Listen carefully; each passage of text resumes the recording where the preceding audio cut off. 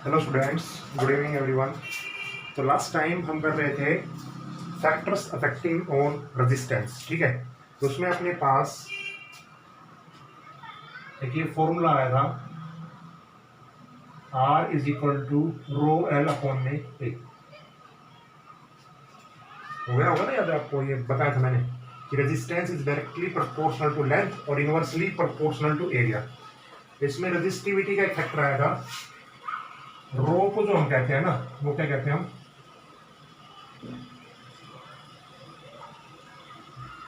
Specific resistance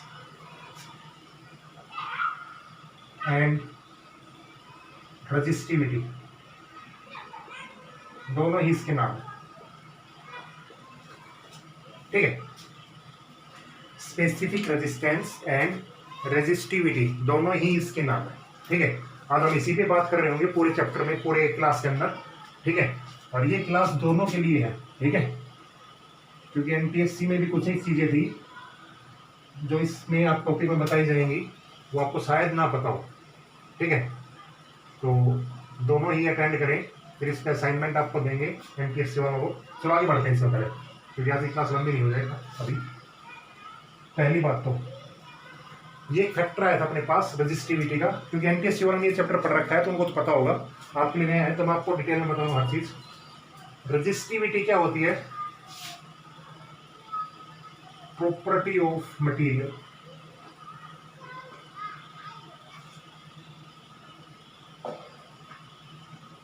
पहली बात तो इस पे किसकी प्रॉपर्टी होती है? ये मटेरियल की। मटेरियल बोले तो जो भी मटेरियल होते हैं, जैसे सिल्वर, कॉपर, जर्मेनियम, कोई भी मटेरियल हो, ठीक है। ऑल्दो इंसुलेटर भी हो, कोई दिक्कत नहीं है, ठीक है। कोई भी मटेरियल है उसकी प्रॉपर्टी होती है। दूसरी बात इसमें आपको लिखनी है, ये सी करेक्टरिस्टिक बता रहा हूँ मैं, डज नॉट डिपेंड अपॉन, ऐसे ही लिखने में कोई दिक्कत नहीं है, आपको पता होना चाहिए। Does not depend upon dimensions, ठीक है। इस पे डिपेंड नहीं करती है, डायमेंशंस पे। डायमेंशंस का मतलब लेंथ एंड एरिया। अब ये सीबीएसई बोर्ड में तो बहुत बार पूछा जा चुका है, एक बार एमपीएससी में पूछा जा चुका है कि किसी क्वेश्चन में कह देते हैं कि रेजिस्टेंस को हमने 3 टाइम्स बढ़ाया, नहीं रेजिस्टेंस लेंथ, किसी कंडक्टर की लेंथ को हमने 3 टाइम्स बढ़ाया, तो उसकी रेजिस्टिविटी पे क्या फर्क पड़ा, ठीक है। तो सभी ये कह कहते हैं कि जितना टाइम से बढ़ेगा उतना टाइम से बढ़ेगा, ऐसा नहीं है। रजिस्टिविटी लेंथ और एरिया पे डिपेंड नहीं करती है। रजिस्टिविटी केवल और केवल किस पे डिपेंड करेगी? मटेरियल पे। किस पे डिपेंड करेगी? मटेरियल पे। तो कभी भी आपसे ये पूछा जाए कि लेंथ और एरिया पे किसी भी चीज को हम चेंज कर रहे हैं तो रजिस्टिविटी पे क्या फर्क पड़ेगा? कोई फर्क नहीं पड़ेगा। Resistivity will be same in both case. पहले भी उतनी थी, अब भी उतनी ही रहेगी। लेंथ और एरिया को आप कितना भी कम कर ले, ज्यादा कर ले, ठीक है। इस पे डिपेंड करेगी ये सिर्फ और सिर्फ मटेरियल पे, ठीक है। कि जो चीज हमने रखी है उस पर डिपेंड करेगी, बस उसके लेंथ एरिया पे डिपेंड नहीं करेगी। समझ गए इतनी बात? अब इसकी डेफिनेशन करते हैं। डेफिनेशन क्या होती है? Resistivity is it is equal to resistance. एक तरह का ये रेजिस्टेंस होता है when, area of cross section and length of a conductor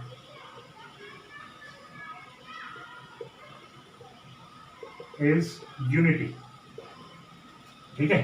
मतलब क्या है कि ये एक तरह से किसके बराबर होती है? ये लिखा है रेजिस्टिविटी, रेजिस्टेंस के बराबर होती है, जिसमें एरिया और लेंथ दोनों की वैल्यू कितनी होती है? 1, ठीक है। मतलब एरिया की वैल्यू होती है 1 मीटर स्क्वायर और लेंथ की वैल्यू क्या होती है? 1 मीटर, क्लियर ये चीज है, ठीक है। अब इसकी बात कर लेते हैं यूनिट की। देखो यूनिट क्या होगी इसकी? अगर मैं यहां से रो की वैल्यू निकालू तो रो की वैल्यू कितनी आएगी? आर ए अपॉन में कितनी आएगी? एल। आर की यूनिट होती है ओम, एरिया की यूनिट होती है मीटर स्क्वायर और इसकी यूनिट क्या होगी? मीटर, ठीक है। तो ओम मीटर, ठीक है।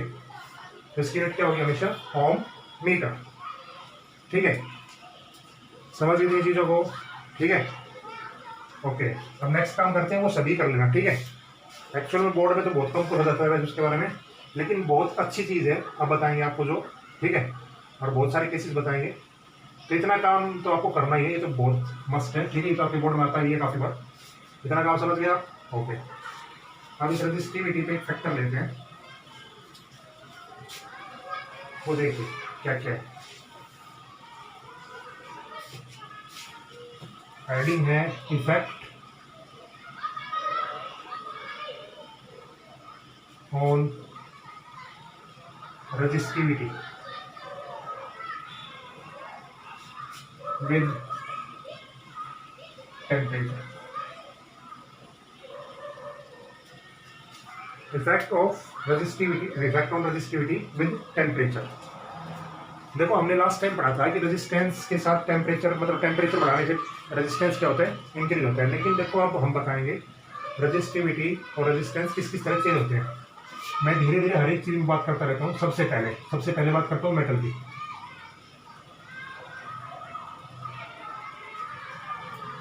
ठीक है, सबसे पहले मैं बात कर रहा हूँ किसकी, मेटल की, ठीक है। मेटल के केस में जैसे देखो आप इस तरह की ही आप चीज याद रखेना, जैसे हम टेम्परेचर इंक्रीज करते हैं, ये सिंबल इंक्रीज का है, और नीचे अगर एरो मार्क लगा दूं तो डिक्रीज, ठीक है। आप इसको पूरा नहीं लिख सकते। जैसे ही मैं टेम्परेचर को इंक्रीज करता हूँ तो क्या होता है, रेजिस्टिविटी और रेजिस्टेंस बोथ विल इंक्रीज, ठीक है। ऐसा क्यों होता है, बिकॉज ये आपको याद रखना है, रिलैक्सेशन टाइम विल डिक्रीज।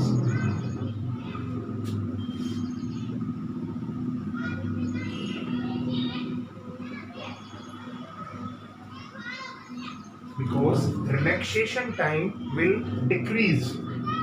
क्या होता है रिलैक्सेशन टाइम, बता देता हूँ आपको थोड़ा सा। एक सिस्टम है, उसके अंदर बहुत सारे इलेक्ट्रॉन्स है, ठीक है। जैसे आपने उसको हीट दी तो वो इलेक्ट्रॉन्स जल्दी जल्दी मूवमेंट करेंगे, ऐसा है, जरूर सी बात है। किसी चीज को आग लगती है, जैसे पानी को भी आग लगेगी तो वो बुलबुल बुलबुल करके ऊपर नहीं आता है, उसी तरह इलेक्ट्रॉन भी क्या करना चाहेंगे, वो जल्दी से अपनी सरफेस को छोड़ना चाहेंगे, ठीक है, अपनी जगह को छोड़ना चाहेंगे। तो उसके दौरान वो आगे जो उसकी इलेक्ट्रॉन रखा है ना, उसको टक्कर मारने की कोशिश करेंगे बार बार। तो उससे क्या होगा कि उनके बीच का जो रिलैक्सेशन टाइम है वो कम हो जाएगा। क्यों कम हो जाएगा, क्योंकि वो जल्दी जल्दी टकराएंगे, अब तो रिलैक्स करने का टाइम उनको मिलेगा नहीं, तो रिलैक्सेशन टाइम क्या हो जाएगा, डिक्रीज हो जाएगा, जिसके कारण कोलिजन ज्यादा होंगे, और कोलिजन ही रेजिस्टेंस का कारण होता है, रेजिस्टिविटी का कारण होता है, ठीक है। तो जिसके कारण रेजिस्टिविटी ज्यादा होगी और रेजिस्टेंस भी ज्यादा होगा। पहला काम समझ गए। दूसरी बात आती है, देखो आप इसको थोड़ा सा पूरा भी कर लेना कि if we increase the temperature resistance. अब मैं तो आपको शॉर्ट में बताऊंगा, ठीक है। शॉर्ट का मतलब ये है कि मतलब मैं आपको 2 लाइन में बता रहा हूँ, आपको इसकी 2 3 4 लाइन आपको बनानी आनी चाहिए, ठीक है। इसके बाद है अगला है semiconductor,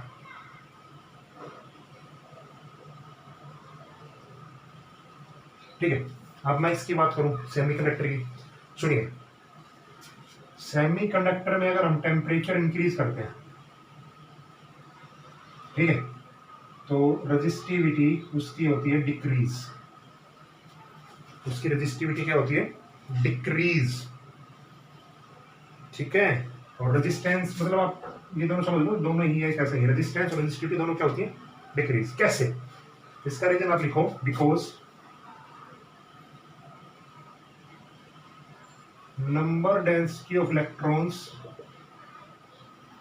increases, because number density of electrons increases, ठीक है। क्या होते हैं ये बताता हूं आपको। सेमीकंडक्टर क्या होते हैं, सेमीकंडक्टर एक ऐसी चीज होती है जिसके अंदर करंट फ्लो भी कर सकता है और नहीं भी कर सकता है, ठीक है। अब किस तरह हम बताएं कि करंट फ्लो करेगा या नहीं करेगा, तो जैसे ही आप हीट देते हैं, हीट, ठीक है, हीट देते ही क्या होता है कि मैं बताता हूँ आपको, देखो जैसे आप हीट देंगे इसके अंदर ऐसे ऐसे, तो इसके अंदर मतलब बहुत सारी बॉन्डिंग होती है। अब जैसे जैसे हीट देते जाएंगे तो बॉन्डिंग टूटती जाएगी, और बॉन्डिंग जैसे जैसे टूटेगी तो इलेक्ट्रॉन अपनी स्टेट से निकल जाएगा और फ्री हो जाएगा, ठीक है। पहले वो फिक्स था, उसके बाद हम क्या करते हैं, देखो सेमीकंडक्टर का मतलब यही है कि पहले वो था इंसुलेटर, और उसके बाद क्या हुआ, कंडक्टर, दोनों के बीच का टर्म है ना, सेमी का मतलब बिटवीन, ठीक है। तो हम क्या करते हैं कि जैसे हम हीट देते हैं ना, तो उसके अंदर क्या हो जाता है, रेजिस्टेंस डिक्रीज हो जाता है। डिक्रीज होने का मतलब उसके अंदर करंट आ जाता है, ठीक है। और वो रीजन क्या होता है, नंबर डेंसिटी ऑफ इलेक्ट्रॉन्स, ये इलेक्ट्रॉन्स है इंक्रीज, ठीक है। ये इलेक्ट्रॉन अपनी स्पेस छोड़ देते हैं, अपनी जगह छोड़ देते हैं, बहुत सारे नंबर ऑफ इलेक्ट्रॉन्स आपस में बिखर जाते हैं, ठीक है, ऐसा होता है। तीसरी चीज, ये मैंने उनको भी नहीं बताया था, आप भी अच्छी तरह सुन लेना, ठीक है। एमटीएससी वाले स्टूडेंट्स भी ध्यान से कर लेना टॉपिक, ये बहुत अच्छा टॉपिक है, इस पे क्वेश्चन तकरीबन आता है, ठीक है। और अगला केस है इंसुलेटर भी करते हैं, चलो, ठीक है। अब इंसुलेटर में अगर आप टेम्परेचर इंक्रीज करते हैं तो भी रेजिस्टेंस डिक्रीज होता है, ठीक है। अब कई मान लेते हैं कि इंसुलेटर में तो कभी करंट आ ही नहीं सकता, ऐसा नहीं है भाई, इंसुलेटर में कभी करंट आ ही नहीं सकता, ऐसा नहीं है, ठीक है। फर्क क्या है सेमीकंडक्टर और इंसुलेटर में, फर्क सिर्फ इतना है कि सेमीकंडक्टर में अगर हम टेम्परेचर थोड़ा सा भी देंगे ना, थोड़ा सा भी देंगे, तो number of density of electrons आ जाएंगे। इसमें आपको टेम्परेचर बहुत ज्यादा देना पड़ता है, लगभग 1000 केल्विन के आसपास, ठीक है, तब जाके उसके बॉन्ड टूटने लगते हैं, तब जाके, ठीक है। और ऐसा पॉसिबल नहीं है प्रैक्टिकली कि भाई हम किसी चीज को बॉन्ड तोड़ दें, मतलब इतने टेम्परेचर पे जाके, क्योंकि इतना टेम्परेचर हम लाए कहाँ से, ठीक है। तो लेकिन फिर भी ये पॉसिबल है कि अगर आप 1200 के आसपास अगर आप इतना केल्विन टेम्परेचर देते हैं किसी इंसुलेटर को, तो उसके अंदर से भी इलेक्ट्रॉन जनरेट हो जाएंगे, और इलेक्ट्रॉन जनरेट होते ही क्या करेंगे, वो बॉन्डिंग टूट जाएगी, और वो क्या बना देंगे, करंट बना देंगे, जिसके कारण रेजिस्टेंस और रेजिस्टिविटी क्या हो जाएगी, डिक्रीज हो जाएगी, ठीक है। अदरवाइज इंसुलेटर में तो क्या होता है भाई, इंसुलेटर में करंट फ्लो निकलता नहीं है, तो रेजिस्टेंस बहुत ज्यादा होता है, बहुत ही ज्यादा, ठीक है। और मेटल के अंदर क्या होता है, मेटल के अंदर करंट अच्छा होता है, ठीक है। लेकिन इसमें क्या कर रहा है, ठीक है, रिएक्शन से लाइट भी डिक्रीज हो जाता है, तो रेजिस्टेंस कोलिजन ज्यादा हो जाते हैं, बस। क्लियर होगी ना ये चीजें, आपको क्लियर हो रही है ना, ठीक है। तो इनका ध्यान रखना थोड़ा सा। अब दो चीजें और देखते हैं, बहुत अच्छी चीज, देखो यहां तक तो सभी पढ़ लेते हैं, ऐसे ही लिखने में कोई दिक्कत नहीं है, आपको बस याद रहनी चाहिए चीजें। एक सबसे इंपॉर्टेंट पोर्शन है ये, बताते तो नहीं है काफी जगह, लेकिन यूज यही करते हैं, एलॉय। देखो एलॉय क्या होता है, पता है एलॉय क्या होता है, एलॉय एक मेटल्स नॉन मेटल्स का मिक्सचर होता है, ठीक है। अगर हम यहाँ पे टेम्परेचर इंक्रीज कर दें तो इसका जो रेजिस्टेंस रहता है या रेजिस्टिविटी रहती है वो नेग्लिजिबल रहती है। क्या रहती है, नेग्लिजिबल। क्या मतलब इसका, देखो, और एलॉय को ही हम हमेशा स्टैंडर्ड रेजिस्टेंस के तौर पे यूज करते हैं।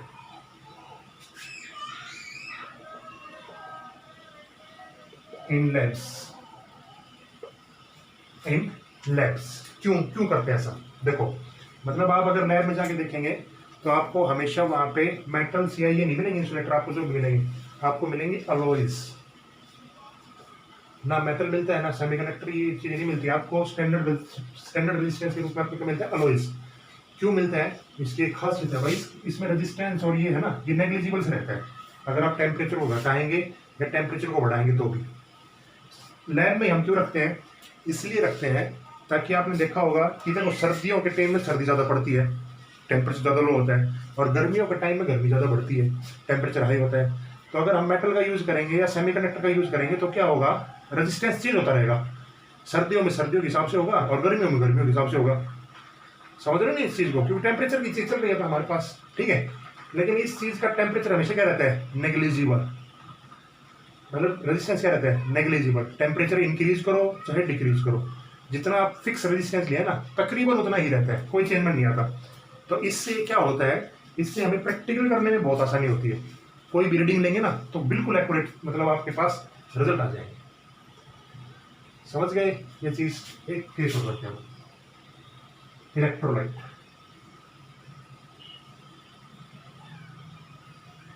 देखो इलेक्ट्रोलाइट एक लिक्विड का सॉल्यूशन होता है, पहली बात तो, ठीक है। और इसके अंदर इलेक्ट्रॉन्स नहीं होते, लिक्विड के अंदर क्या होते हैं, ions, positive ions negative ions, ठीक है। इलेक्ट्रोड वगैरह पढ़े होंगे आपने, ठीक है। तो यहाँ पे अगर टेम्परेचर इंक्रीज कर दें तो बताइए क्या होगा। तो यहाँ पे आप याद रखना, टेम्परेचर जब इंक्रीज करते हैं तो रेजिस्टेंस डिक्रीज करता है, या रेजिस्टिविटी डिक्रीज करती है।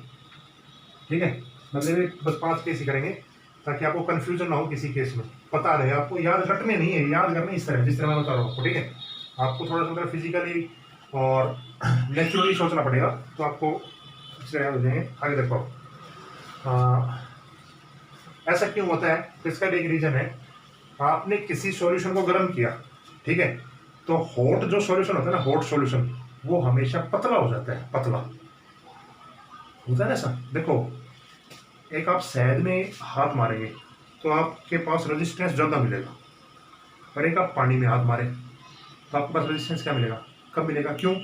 क्योंकि शहद आपके हाथ को रोक रहा है। किसके कारण रोक रहा है? उस शहद के कारण। तो शहद का रेजिस्टेंस बहुत ज़्यादा है जिससे वो रोक रहा है आपको। पानी में आप आराम से कर सकते हैं, और जब गर्म पानी होता है तो उसमें और भी आराम से कर सकते हैं। ठीक है, हॉट सॉल्यूशन पतला हो जाता है हमेशा, पड़ा हो गया तो केमिस्ट्री में आपने। ठीक है, तो जितना पतला होगा उतना ही रेजिस्टेंस कम होता चला जाएगा। अंडरस्टैंड नहीं होनी बात है, समझ गए ना। तो ये कुछ एक केसेस थे जो आपको आने चाहिए। ठीक है, इसी में एक टर्म और करवा देता हूं मैं,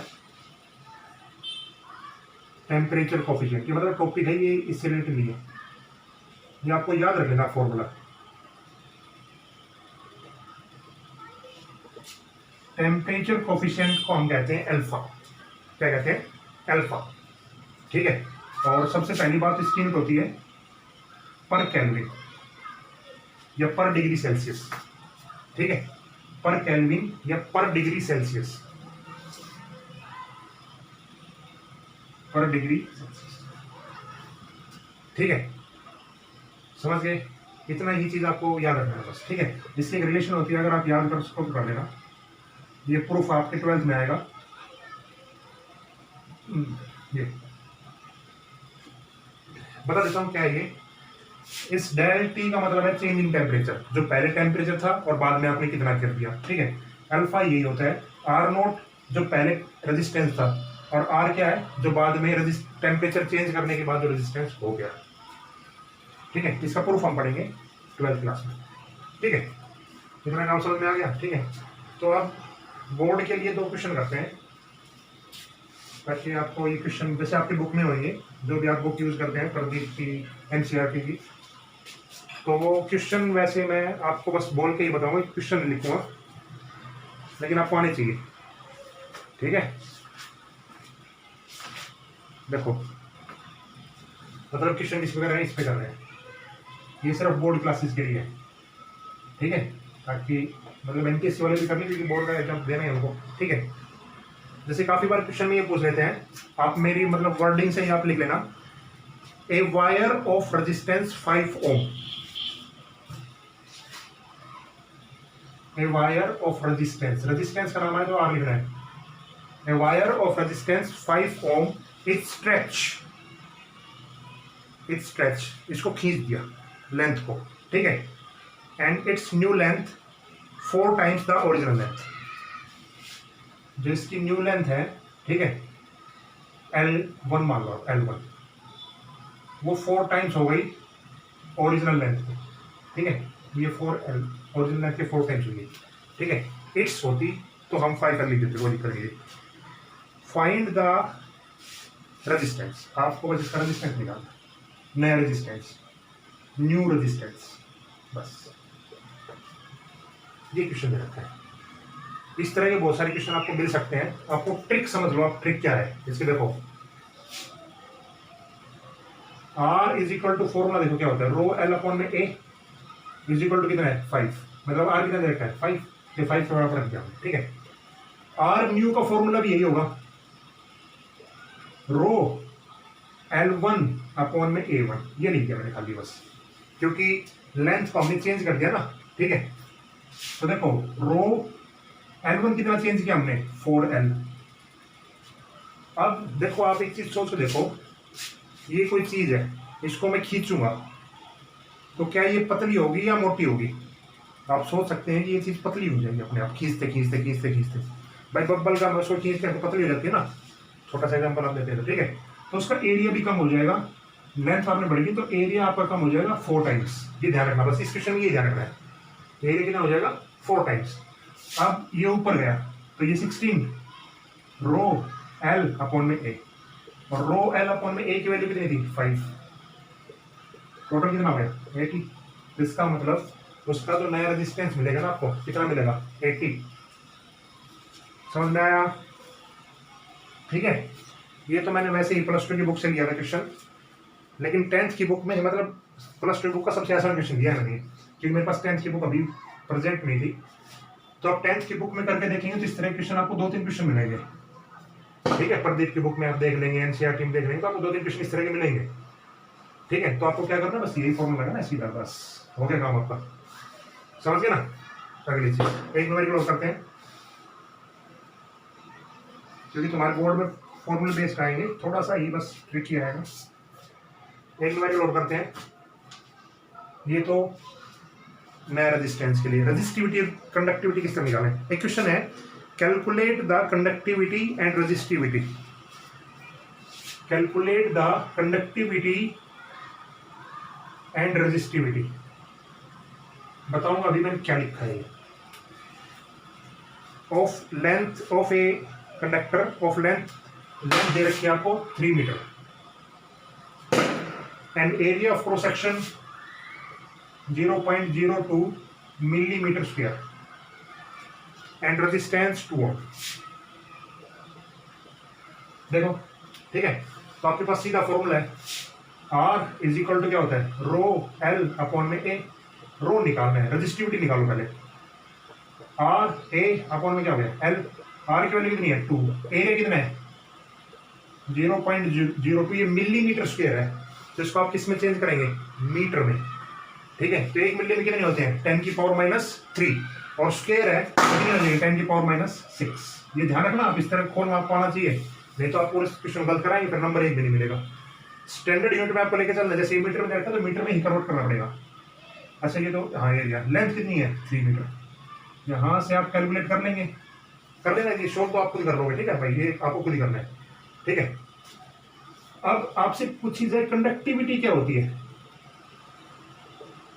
तो कंडक्टिविटी रेजिस्टिविटी की उल्टी होती है, मतलब ये जो आंसर है ना, ये इसके बटे में आ जाएगा बस।